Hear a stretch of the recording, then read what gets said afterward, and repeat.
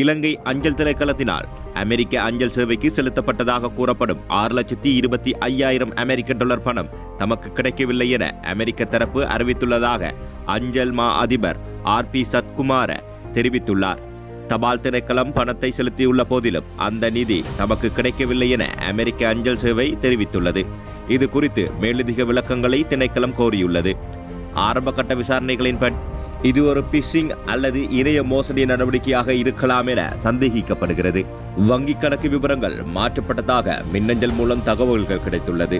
இருப்பினும் குறித்த வங்கிக் கணக்கு தற்போது செயலிழந்துள்ளதாக வங்கி தரப்பில் தெரிவிக்கப்பட்டுள்ளது. இச்சம்பவம் தொடர்பாக குற்றப்புலனாய்வு திணைக்களத்தில் புகார் அளிக்கப்பட்டுள்ளதுடன் அவர்கள் விசாரணைகளை ஆரம்பித்துள்ளனர். அத்துடன் அஞ்சல் திணைக்களத்திற்குள் உள்ளக விசாரணைகளும் முன்னெடுக்கப்பட்டு வருகின்றன. அமைச்சரவை பேச்சாளர் கலாநிதி நலிந்த ஜெயதிசவும் இந்த நிதி முறைகேடு குறித்த விசாரணைகள் இடம்பெறுவதை உறுதியளித்துள்ளார்.